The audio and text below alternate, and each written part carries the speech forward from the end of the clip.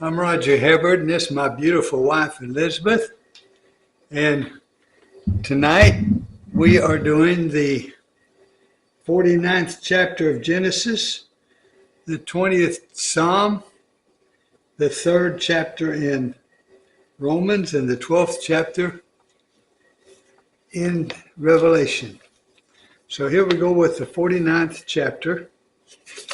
And then Jacob called his sons and said, "Gather yourselves together that I may tell you what shall happen to you in days to come. Assemble and listen, O sons of Jacob. Listen to Israel your father. Reuben, you are my firstborn, my might, and the first fruits of my strength. Preeminent in dignity and preeminent in power, unstable as water. You shall not have preeminence because you went up to your father's bed. Then you defiled it. He went up to my couch. Simeon and Levi are brothers. Weapons of violence are their swords. Let my soul not come into their counsel. O my glory, be not joined to their company. For in their anger they killed men, and in their wilfulness they hummed strong oxen. Cursed be their anger, for it is fierce, and their wrath, for it is cruel. I will divide them in Jacob, and settle them in Israel. Judah, your brothers shall praise you. Your hand shall be on the neck of your enemies. Your father's sons shall bow down before you. Judah is a lion's cub. From the prey, my son, you have gone up. He stooped down, he crouched as a lion, and as a lioness, who dare rouse him? The scepter shall not depart from Judah, nor the ruler's staff from between his feet, until tribute comes to him, and to him shall be the obedience of the peoples.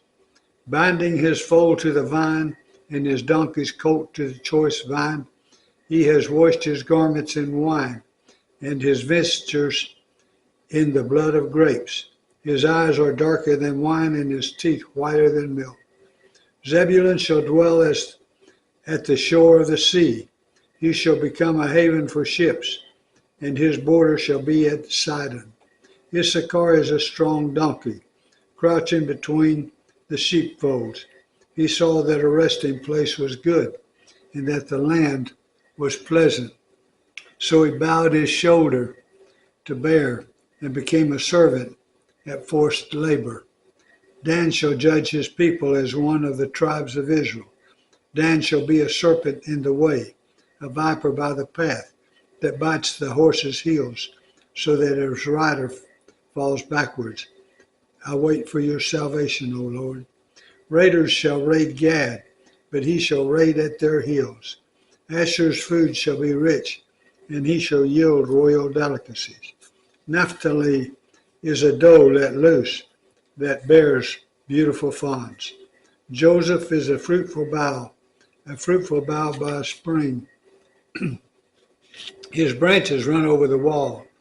The archers bitterly attacked him, shot at him, and harassed him severely. Yet his bow remained unbowed. His arms were made agile, and by the hands of the mighty one of Jacob. From there is the shepherd, the stone of Israel. By the God of your father, who will help you, by the Almighty, who will bless you with his blessings of heaven above, blessings of the deep that crouches beneath, blessings of the breast and of the womb. The blessings of your father are mighty beyond the blessings of my parents. Up to the boundaries of the everlasting hills may they be on the head of Joseph, and on the brow of him who was set apart from his brothers. Benjamin is a ravenous wolf, in the morning devouring the prey, and at the evening dividing the spoil. All these are the 12 tribes of Israel. This is what their father said to them as he blessed them, blessing each with the blessing suitable to him. Then he commanded them and said to them, I am to be gathered to my people. Bury me with my fathers in the cave that is in the field of Ephron the Hittite, in the cave that is in the field of Machpelah, to the east of Mamre, in the land of Canaan, which Abraham bought with the field from Ephron the Hittite to possess as a burying place. There they buried Abraham and Sarah his wife. There they buried Isaac and Rebekah his wife. And there I buried Leah. And the field and the cave that is in it were bought from the Hittites. When Jacob finished commanding his sons, he drew up his feet into the bed and breathed his last and was gathered to his people. And now we turn to Psalm, the 20th Psalm.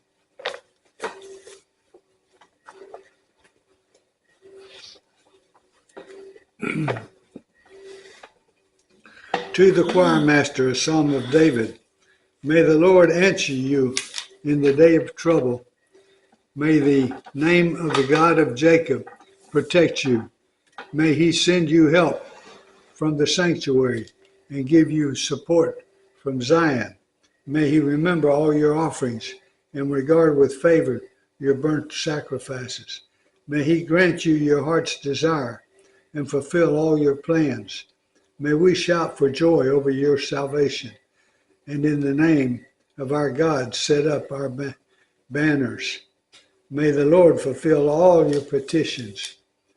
Now I know that the Lord saves his anointed. He will answer him from his holy heaven with the saving might of his right hand. Some trust in chariots and some in horses, but we trust in the name of the Lord our God. They collapse and fall, but we rise and stand upright. O Lord, save the King. May he answer us when we call. And now we go to the New Testament, and we are in the 3rd chapter of Romans. Then what advantage has the Jew, or what is the value of circumcision? Much in every way. To begin with, the Jews were entrusted with the oracles of God. What if some were unfaithful? Does their faithlessness nullify the faithfulness of God? By no means. Let God be true, though every one were a liar, as it is written, that you may be justified in your words and prevail when you are judged. But if our unrighteousness serves to show the righteousness of God, what shall we say? That God is unrighteous to inflict wrath on us? I speak in a human way. By no means, for then how could God judge the world? But if through my lie God's truth abounds to his glory, why am I still being condemned as a sinner? And why not do evil that good may come, as some people slanderously charge us with saying? Their condemnation is just. What then? Are we Jews any better off? No, not at all. For we have already charged that all, both Jews and Greeks, are under sin. It is as it is written, none is righteous, no, not one. No one understands. No one seeks for God. All have turned aside together. They have become worthless. No one does good, not even one. Their throat is an open grave. They use their tongues to deceive. The venom of apes is under their lips. Their mouth is full of curses and bitterness. Their feet are swift to shed blood. In their paths are ruin and misery. And the way of peace they have not known. There is no fear of God before their eyes. Now we know that whatever the law says, it speaks to those who are under the law, so that every mouth may be stopped, and the whole world may be held accountable to God. For by works of the law, no human being will be justified in his sight, since through the law comes knowledge of sin. But now the righteousness of God has been manifested apart from the law, although the law and the prophets bear witness to it. The righteousness of God through faith in Jesus Christ for all who believe. For there is no distinction, for all have sinned and fallen short of the glory of God, and are justified by his grace as a gift through the redemption that is in Christ Jesus, whom God put forward as a propitiation by his blood to be received by faith. This was to show God's righteousness, because in his divine forbearance he had passed over former sins. It was to show his righteousness at the present time, so that he might be just and the justifier of the one who has faith in Jesus. Then what becomes of our boasting? It is excluded. By what kind of law? By law of works? No, but by the law of faith. For we hold that one is justified by faith apart from works of the law. Or is God the God of Jews only? Is he not the God of Gentiles also? Yes, of Gentiles also. Since God is one, who will justify the circumcised by faith and the uncircumcised through faith? Do we then overcome the law by this faith? By no means. On the contrary, we uphold the law. And now we go to the 12th chapter of Revelation. And a great sign appeared in heaven, a woman clothed with the sun, with the moon under her feet, and on her head a crown of 12 stars. She was pregnant and was crying out in birth pains and the agony of giving birth. And another sign appeared in heaven. Behold, a great red dragon with 7 heads and 10 horns, and on his heads were 7 diadems. His tail swept down a third of the stars of heaven and cast them to the earth. And the dragon stood before the woman who was about to give birth, so that when she bore her child, he might devour it. She gave birth to a male child, one who is to rule all the nations with a rod of iron. But her child was caught up to God and to his throne. And the woman fled into the wilderness, where she has a place prepared by God, in which she is to be nourished for 1260 days.